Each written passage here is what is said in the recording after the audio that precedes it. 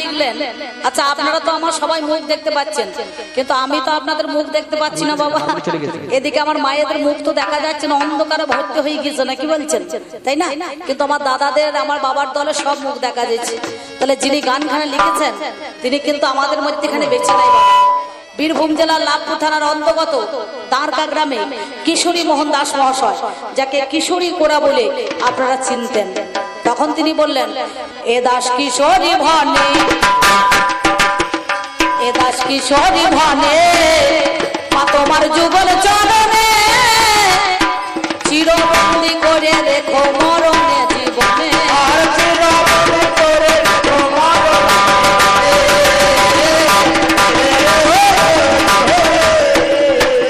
আমার শয়নে স্বপনে তোমার জীবনে মরণে, আমার শয়নে স্বপনে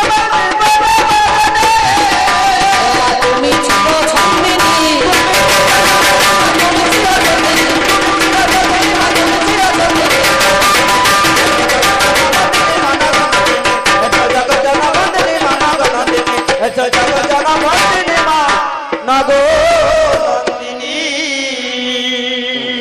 মাগো আমি আবার যেন আসি মা,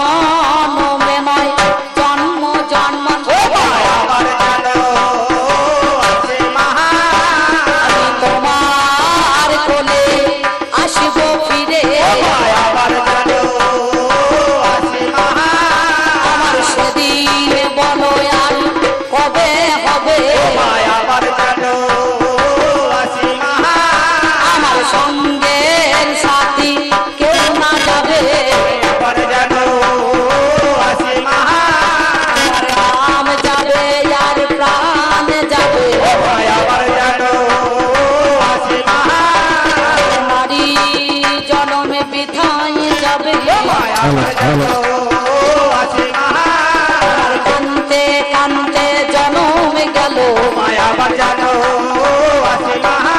আবার সেদিন বলো আর কবে হবে,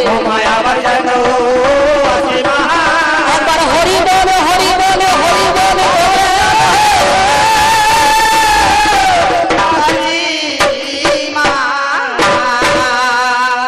তবে আমায় যখন পাঠাইলে মা, মাগো ভবের বাজারে, এই বাজার বড় মজার বাজার দেখলাম বিচার করি। এ বাজারের এক প্রান্তরে আমি বাঁধলাম নতুন ঘর,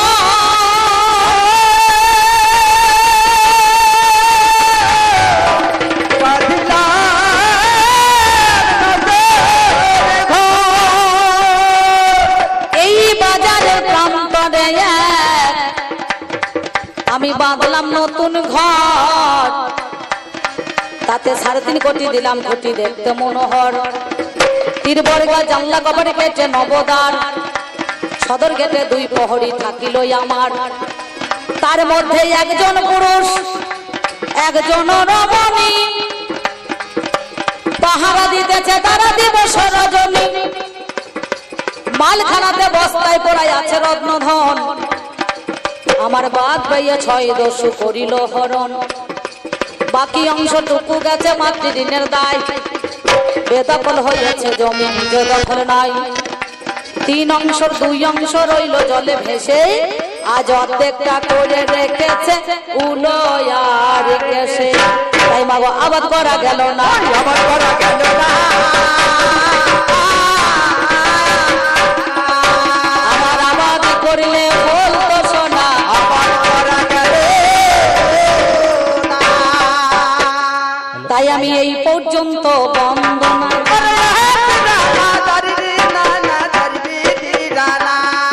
আমি এই পর্যন্ত বন্দনা, আমি অল্পে অল্পে সাজি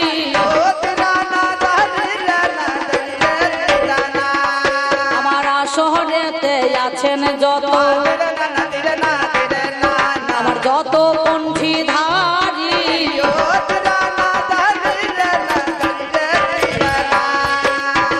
সাধু গুরু বৈষ্ণব যারা আছেন মহাশয়, আমি আপনাদের চরণে শত কোটি গো প্রণাম জানাই।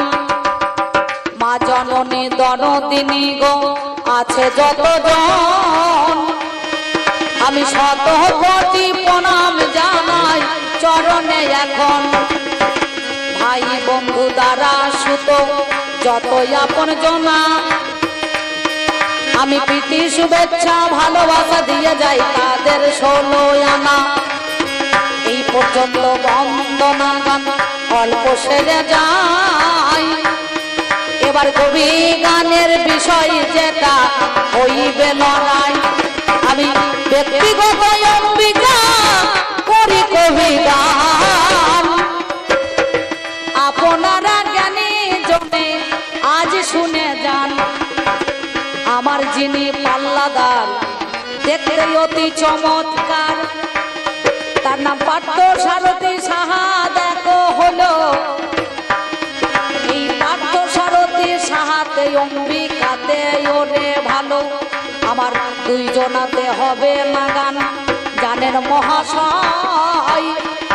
আজ বিষয় ছাড়া হয় না লড়াই মহতি সভায়, তাই আমাদের কবি গানে হয় নানা পালা।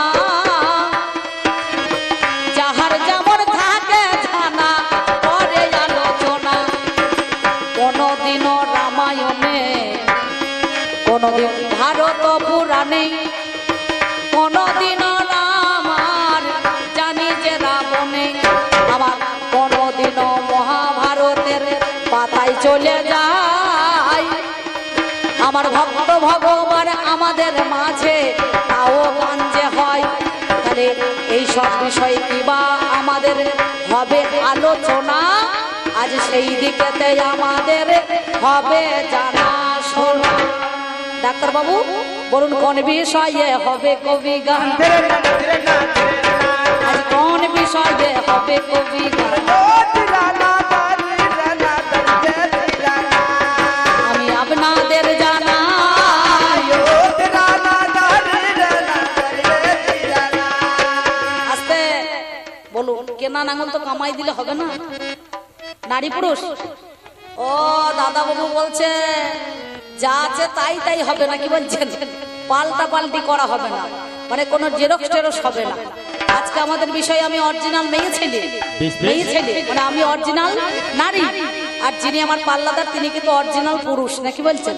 তাহলে আজকে শিবরাত্রি মনে করুন আমার জল ঢালা উপলক্ষে বাবার মাথায় জল ঢালা নিয়ে আমাদের কবি গান আজকে দুইজনের মধ্যেখানে হবে, নাকি বলছেন? কি গান না, একদিকেতে নারী পুরুষ ছোট কানে শোনা গেল, আমি ব্যক্তিগত অম্বিকা থাকবো না তো ভালো, নাকি? আমার যিনি পাল্লাদারে জানেন মহাশয়, পুরুষের ভূমিকায় বাবা থাকবে ও রেহাই। পুরুষ হইয়া পুরুষের অভিনয় করিবে, আমাদের দুইজনাতে আজ গান হবে।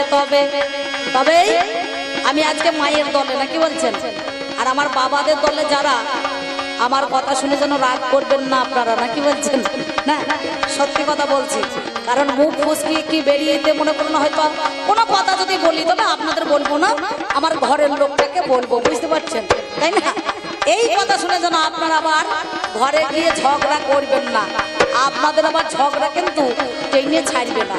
তাহলে নারী পুরুষ পালা ভেবে আপনারা ভাববেন না যে বৈদ্যের বাবা আর বৈদ্যের মা হবে, নাকি বলছেন? সত্যতে আমি যদি লক্ষ্মী হই আমার পাশে নারায়ণ, আমি ত্রেতা যুগের মধ্যে যদি সীতা হই আমার রামচন্দ্র, নাকি বলছেন? আমি যদি মনে করুন দাপর যুগে কি রাধারানী হয়ে থাকি জানেন মহাশয়, আমার সঙ্গে থাকবে বাবা কৃষ্ণ দয়াময়, নাকি? তিন যুগের সম্পর্ক আমাদের গেল, কলিযুগের মধ্যেখানে তারাই যদি ভালো। নাম আমার বিষ্ণুপ্রিয়া জানেন মহাশয়, গৌর হরে দাঁড়াইবে মিথ্যা বলি নাই। চার যুগের মধ্যেখানে জানেন মহাজ্ঞানী ওরে সম্বন্ধ চলে গেল শুনুন তার কাহিনী। কি তাই তো? সত্য নারায়ণ হলে আমি লক্ষ্মী, তেতায় রাম হলে আমি সীতা, দাপরে কৃষ্ণ হলে আমি রাধা, কলিতে গৌরাঙ্গ মহাপ্রভু হলে আমি বিষ্ণু প্রিয়া। আর ও যদি বৈদ্যের বাবা হয় আমি তখন বৈদ্যের মা, নাকি বলছেন? কিন্তু আমি যদি কানি হই ও তখন আরে কান্না হবে না, হবে? আগেকার দিনে আমাদের দেখাশোনা হয়তো মায়েরা শুনুন, দেখাশোনাটা কেমন হতো না, বাবা মা যা দেখে দিত মেয়েরা তাই দিয়ে সংসার করতো নাকি। আগেকার দিনে ছেলে মেয়ের বিয়ে দিতে গেলে পরে বিয়ে হতো কিসে? কুশ ধরে, কুশ। যদি দং হৃদয় নব, যদি দং হৃদয় মম, তব হৃদয় মম হৃদয়, তোমার হৃদয় আমার হৃদয় একাকিত হলো, নাকি বলছেন? আর এখনকার দিনে বিয়ে হয়েছে কি ধরে? ফোন ধরে, নাকি? বলে হ্যালো তুমি কোথায়? বলে আমি এই দেখো বাঁশ তলায়। বল তুমি কোথায়? বলে আমি তাল তলায়। বলছে চলে এসে বললাম মনে করো শিব তলায়। বিয়ে হয়ে গেছে তলায় তলায়।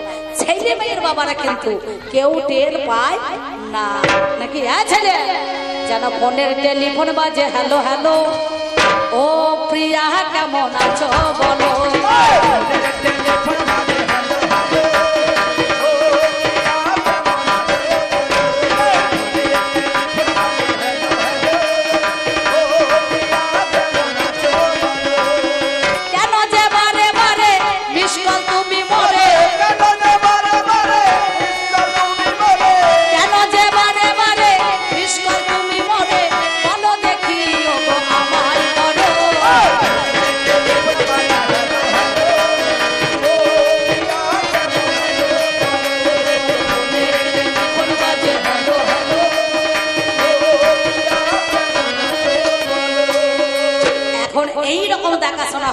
নাকি বলছেন? কিন্তু এর সঙ্গে যেদিন আমার বিয়ে হলো পাঁচটা ভাব, সভ্য দাস্য শান্ত বাৎসল্য মধু, নাকি? সভ্যভাবে ভাব কাদের? সত্য যুগে সনকাদি ঋষিমণিগণ যারা ছিলেন তারা হলো মনে করুন সভ্য ভাব, কারণ শান্ত ভাব সত্য যুগে। সভ্য ভাব কার না? তেতা বাদ দিয়ে আমাদের তারপরে স্বয়ং ভগবান শ্রীকৃষ্ণ জনার্দন, তার হচ্ছে অর্জুন যিনি সখারূপে ভগবানকে লাভ করেছিলেন।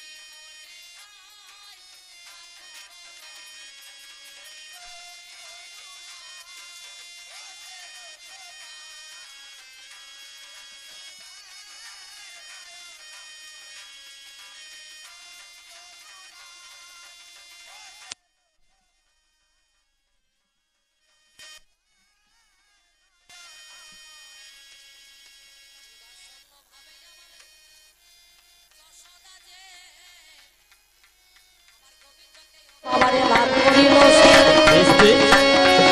কিন্তু আমাদের কবি গানে দেখাশোনা চাই, আর দেখাশোনা না করিলে গানে করা দায়। কোথায় মোদের দেখাশোনা, কোথায় আলোচনা, কোনখানেতে আমাদেরও হবে জানাশোনা।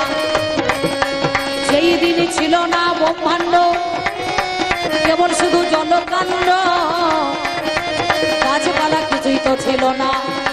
পাটাকেতে দৃষ্টি করি, ঘটপত্র সৃষ্টি করি, আমার ভেসেছিলেন শ্যাম কালো সোনা। ভাসতে ভাসতে প্রভুর আমার ছড়ে পড়ল ঘাম, তা হইতে জন্ম নিল আদ্যা শক্তি নাম। আদ্যা শক্তি মহামায়ার জন্ম হইয়া গেল, বড় জোরে প্রভুর কাছে কহিতে লাগিল, কোন কারণে সৃষ্টি তুমি আমায় করিয়া দিলে, বলো দেখি একটুখানি জানাই কথা বলে।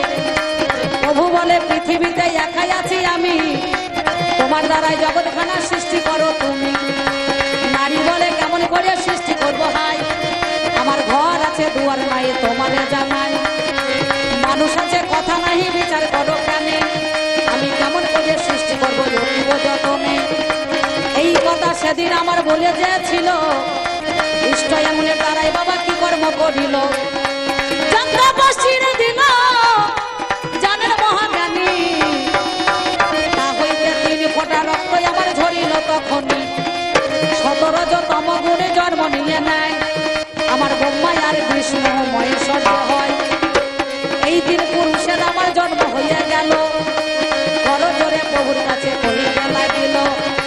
সেদিন আমার পুরুষ দেখো নারী দুনিয়ায়, নাম দিল ভগবতী মিথ্যা বলি নাই। পুরুষ নাম পেল আমার ভগবান জানি, আপনারা জ্ঞানী জনে শুনুন তার কাহিনী। সেই দিন পুরুষ নাম নিল ভগবান, আর নারী হলো ভগবতী। এরা কিছুক্ষণ পরে ভগবতী বাদ দিয়ে এই পুরুষ নারীকে ভোগের বতী সাজাইয়া দিল।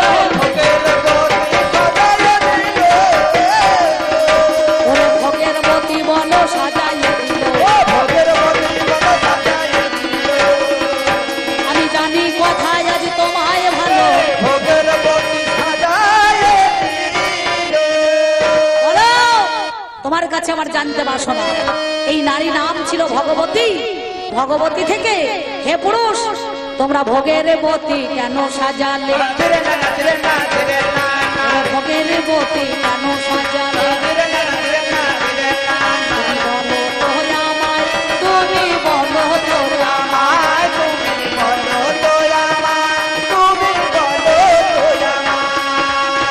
এই গেল প্রথমে কথা তোমারে জানাই।